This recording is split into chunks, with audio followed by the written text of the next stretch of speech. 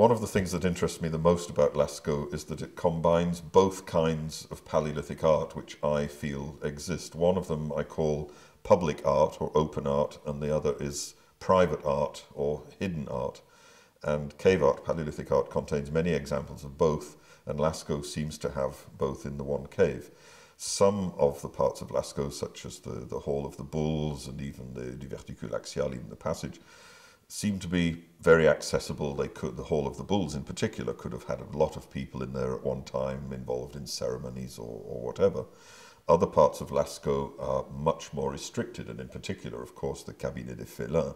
Impossible to have many people in there. That it was a very secret, private place in which the art was clearly not meant for many other people, or maybe even for any other people to see.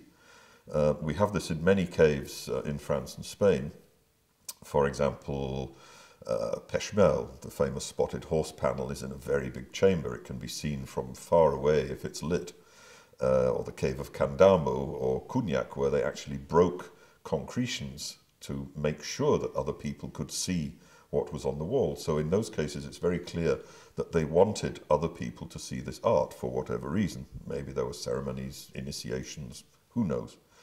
But in many other cases, in many caves in France and Spain, they went to great lengths, through great difficulties, to put art where no other people could possibly see it. It was not meant for other people to see.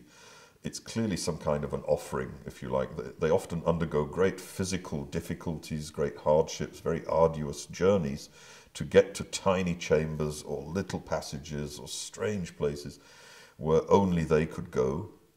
And there they made images and probably never went back to see them again. We know this, for example, in Le Tuc d'Audubert in the Ariège. We know they went into the cave, 800 meters, very difficult journey, to the back of the cave. They made the famous statues of the bison, and they left the cave and they never came back. And we know that because of the footprints.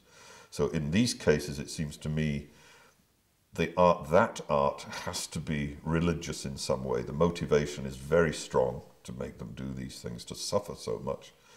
And therefore, it's religious in some way. And I think that these images are being offered to something non-human. Now, that could be a god, a spirit, an ancestor, or just the forces of nature.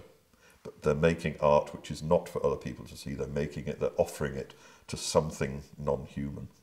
That has to be religious in some way. But at the same time, I think much cave art and Paleolithic art is very different. It's made for other people to see, probably made for other people to enjoy. I think there are many motivations behind other cave art. I think some of it is purely decoration. I feel much of it is telling stories, mythology, creation myths, all that type of thing. Passing on information, it's transmitting the information which is vital to hunter-gatherers.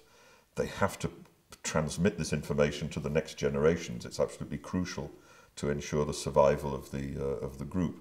And so I think a lot of Ice Age art, whether in the caves or in rock shelters or even in the open air, because I think now most Ice Age art was done in the open air and not in caves. I don't think cave art is really representative of Ice Age art anymore. I think much of it is involved in telling stories, transmitting information, passing on information to the next generations.